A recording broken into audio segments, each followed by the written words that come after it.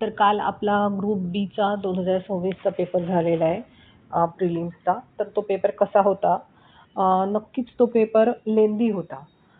कठीण म्हणण्यापेक्षा घरी येऊन सोडवला ना, तर आपल्याला असं वाटतंय की हे उत्तर आपल्याला येण्यासारखं होतं, पण तेवढा वेळच नव्हता. इव्हन मॅथ्स पण होतं ना, ते खूप लेंदी पडलेलं होतं. मुलांना म्हणजे आयोग ना पेपर सेटर्सला सांगण्याचा विसरला की पेपर तिथे 1 तासात सोडवायचा आहे. त्यांना वाटलं, अरे घरी जाऊन मुलं पेपर आरामात बसून सोडवू शकतात. तर असा तो तिथे जोक झालेला आहे. पेपर एवढा लेंदी निघाला की ज्यांना प्रश्नांवरती जो विचार करण्याला जो वेळ जातो तो आपण देऊ शकलो नाही. त्यामुळे तिथे सिली मिस्टेक्स झालेल्या आहेत काहींच्या. काहींना मॅथ्ससाठी वेळच मिळालेला नाहीये. बऱ्याचशा मुलांशी माझं जे बोलणं झालं त्याच्यात ते म्हणतात की त्यांनी फक्त 80-90 प्रश्न सॉल्व्ह केलेले. इव्हन मी सुद्धा म्हणजे 90 प्लस सॉल्व्ह नाही केले. मॅथ्सला तर एवढा वेळच पुरत नव्हता. शेवटी मी विचार केला की चला आपण आता जे उत्तर आहे त्यानुसार एलिमिनेशन टेक्निकने जाऊया. खालती उत्तर कुठं सापडतं का बघूया 4 ऑप्शनपैकी मॅथ्समध्ये. आणि क्लोज ऑप्शन्स दिलेले होते. म्हणजे असं पण नव्हतं की तुम्ही एलिमिनेशनने 2 ऑप्शन वेगळे करू शकत होते. तर पेपर ओव्हरऑल जे पेपर सेटर आहे त्यांनी फक्त प्रश्नांवरतीच क्वेशन्सवरतीच एफर्ट्स घेतलेले नाही. त्यांनी जे ऑप्शन टाकलेले आहेत त्या ऑप्शन्सवरती सुद्धा त्यांनी एफर्ट घेतलेले आपल्याला दिसून येत आहेत. तर कालचा पेपर नक्कीच मग त्यामुळे तो मीडियम कॅटेगरीमध्ये जरी जात असला ना, तर टाईम बाउंडिंग असल्यामुळे तो नक्कीच हार्ड कॅटेगरीमध्ये गेलेला आहे. लास्ट इयरच्या कंपेअरला तुम्ही जर पाहिलं तर नक्कीच पेपर हार्डच होता. त्यामुळे यावेळेला कट ऑफचा जर विचार करायला गेलो ना आपण तर बघा, हिस्ट्रीचं आपण जर कन्सिडर केलं तर हिस्ट्री हा विषय सोपा आलेला होता. हिस्ट्रीमध्ये तुम्हाला जवळपास 8-9 मार्क्स येऊ शकत होते असा पेपर होता. त्यानंतर जिओग्राफी पण ओके होता. म्हणजे तुम्ही तिथे 6-7 मार्क्स तरी घेऊ शकत होते. नंतर इकॉनॉमिक्स होता. इकॉनॉमिक्स थोडा ट्रिकी होता. लास्ट इयरला कसं होतं की त्यांनी ऑल ऑफ द अबोव्हचे आन्सर तिथे दिलेले नाहीये. आपण बघू शकतो की ए ओन्ली राईट, बी ओन्ली राईट असे ऑप्शन त्यांनी सेट केलेले होते. तर जो यावेळेला ओव्हर थिंकिंग करून पेपर सॉल्व्ह करेल ना, त्याचा इकॉनॉमिक्स पूर्णच गंडेल. त्याने इकॉनॉमिक्समध्ये तिच्यामध्ये चुका शोधण्यामध्ये डेट जर एलिमिनेट केल्या, ए, बी म्हणजे ऑल ऑफ द अबोव्ह सोबत नाही केला, तर इकॉनॉमिकमध्ये तुमचा प्रॉब्लेम होऊ शकतो. त्यानंतर इकॉनॉमीमध्ये त्याच्यामुळे ज्याने बिनधास्त पेपर सोडवलेला आहे त्याला तिथे फायदा होईल. आणि ज्याने ओव्हर थिंकिंग केलेली आहे त्याला इकॉनॉमिक्समध्ये तोटा होईल. फोर्थ सब्जेक्ट होता तुमचा सायन्स. सायन्स स्कोरिंग होता का? नाही. खूप स्कोरिंग नव्हता. जसं नेहमी आता 2-3 पेपरपासून येतोय तसा स्कोरिंग नव्हता. तरी 10 ते 12 मॅक्सिमम इथे स्कोर येईल. 15 पैकी 15 वाले फार कमी असणार आहे. त्यानंतर पॉलिटी एकच असा विषय आहे की ज्याचा त्याच्यामध्ये पॉझिटिव्ह हे आहे की प्रश्न आउट ऑफ दी हे येत नाही. जे येतात ते प्रश्न हिच्यामधलेच येतात म्हणजे बुकमधलेच येतात. त्यामुळे इथे तुम्ही 12 प्लस जाऊ शकत होते. पण हे सगळं केल्यावरती एवढा विचार करून पेपर सोडवल्यावरती हे मार्क्स येण्यासारखे होते. त्यानंतर जेव्हा तुम्ही मॅथ्समध्ये घुसतात तेव्हा तुम्हाला तिथे 15 मिनिट सुद्धा शिल्लक नसतात. म्हणजे असा तो पेपर आहे की 15 मिनिट सुद्धा शिल्लक नव्हते. आणि मग 15 मिनिटामध्ये तुम्हाला ते जे 20 क्वेश्चन आहे त्यांची लेंथ खूप जास्त होते. एका प्रश्नाला तिथे तुम्हाला 3-3, 4-4 मिनिट जात होते. त्यामुळे पूर्ण सॉल्व्ह करणं तिथे पॉसिबल नव्हतं. बऱ्याच मुलांनी 6-7च मी स्वतः 6-7च प्रश्न असे जे आहेत ती स्वतः सॉल्व्ह केली. बाकीचे थोडे तुक्के वगैरे मारले होते. त्यामुळे मॅथ्समध्ये बऱ्यापैकी त्रास होईल. आणि काही स्टुडंटनी काय केलं, माझ्या एका फ्रेंडनी मॅथ्स आधी घेतलं. तिला वाटलं की मॅथ्स बेटर जाईल, मॅथ्स इझिली सुटेल. पण त्यामध्ये तिचा टाईम गेला आणि तिला जीएससाठी वेळ देता आला नाही. असं ओव्हरऑल बऱ्याच मुलांचं झालेलं आहे. काही मुलं असतात धुरंधर मॅथ्सचे, ते 20 मिनिटामध्ये सॉल्व्ह करून घेतात. त्यानंतर ते जीएसमध्ये पण त्यांना आयडिया आलेली असते. पण असे मुलं कट ऑफ डिसाईड नाही करत. कट ऑफ डिसाईड करतात ऑर्डिनरी मुलं. जी ऑर्डिनरी मुलांना मॅथ्स वगैरे मध्ये वेळ पुरला नसेल, त्यातल्या त्यात मग त्यांनी जिथे चढाओढमध्ये आता ज्यांना थोडा 2-3 प्रश्न बरोबर आले असतील त्यांचा ते लिस्टमध्ये असतील, बाकीच्या लिस्टमध्ये नसतील.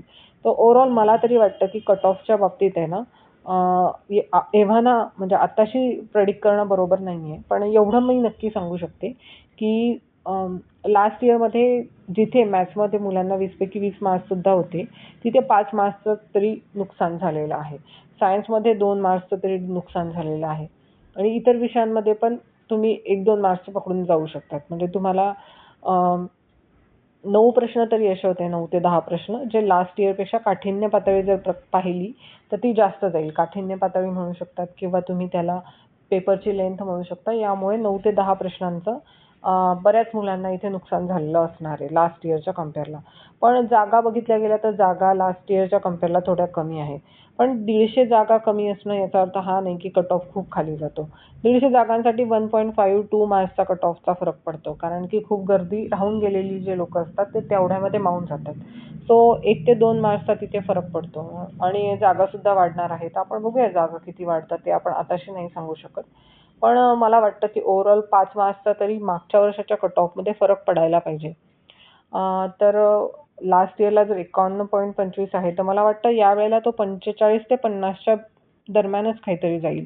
आता आयोगाची की आल्यावर आपल्याला कळेल की आन्सर काय आहे. तरी मी ओव्हरऑल यावरून सांगते की पेपर किती अटेम्प्ट केला लोकांनी, किती अटेम्प्ट आहेत मुलांचे, त्यावरून कट ऑफ खाली जाण्याची शक्यता आहे. बाकी पेपरचे आन्सर आयोग काय देतं त्यानुसार अजून डिसाईड होईल.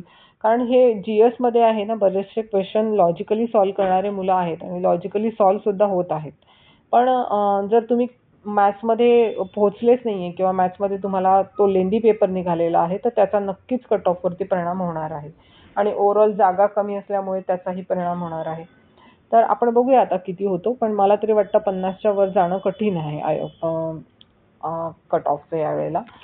काही मुलं आता इथे खाली 60ची कमेंट करतील, 60च्या खाली जात नाही वगैरे. त्या मुलांना थोडं इग्नोर करा. कारण ते किंबहुना त्यांनी पेपर दिलेला सुद्धा नसतो. मी तिथे पेपर सोडवतानाच मला अर्धा पेपर जेव्हा झालेला होता, तेव्हा अशी आयडिया आलेली होती, की हा पेपरचा कट ऑफ लास्ट इयरच्या कट ऑफच्याच आसपास किंवा आसपास जाईल. पण जेव्हा मी मॅथ्स बघितलं, की हे लेंदी, तेव्हा वाटलं हा अजूनही खाली जाईल. तर तो कॉन्फिडन्स तुम्हाला तिथे पेपरमध्ये पेपर बघितल्याबरोबरच यायला पाहिजे, की घाबरण्याची गोष्ट नाहीये. सगळ्यांनाच मार्क्स कमी पडणार आहे.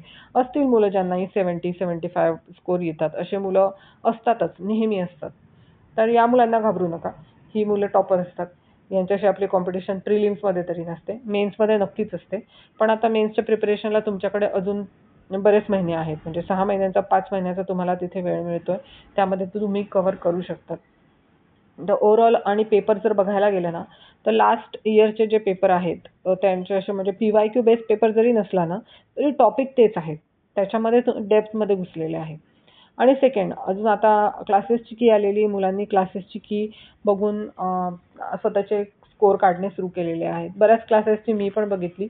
बरेच उत्तरं मला चुकीचे वाटतायत, की काही-काही उत्तरं चुकीचे देतात. त्यापेक्षा एक करा, तुम्ही स्वतः तुमचं पुस्तक उघडा, तुमच्या नोट्स उघडा आणि बघा त्यामध्ये त्याचे जे टॉपिक असतील म्हणजे तुमचा जर तो पेपरमध्ये चुकलेला असला ना, तर तुम्ही त्याच्यामध्ये डिटेलमध्ये घुसाल आणि तो कन्सेप्ट तुमचा क्लिअर होईल. तर नक्कीच आयोगाची की येईपर्यंत आन्सर शोधायची का? तर मी म्हणते हो, शोधायला हवी. कारण जेवढं एनालिसिस आपण पेपरची की येण्याआधी करतो ना, तेवढं पेपरची की आल्यावरती नाही करत. आपण काय करतो त्यावेळेला आयोगाचा आन्सर बरोबर आहे की माझा आन्सर बरोबर आहे हे जस्टिफाय करण्यामागे लागलेलो असतो. मग तुम्ही प्रूफ गोळा करतात की मी ऑब्जेक्शन घेईल वगैरे, वगैरे त्यातच तुमचा वेळ जातो. तर त्याऐवजी आताच तुमच्याकडे वेळ आहे की आयोगाची की जोपर्यंत येत आहे तोपर्यंत स्वतःच्या नोट्स बघा, की या पेपरमध्ये जे प्रश्न आलेले आहेत त्यात नोट्स तुमच्याकडे आहे का? त्या नोट्सची डेप्थ काय आहे? आणि जर ती कमी असेल तर त्यामध्ये व्हॅल्यू ॲडिशन करण्याची गरज आहे का?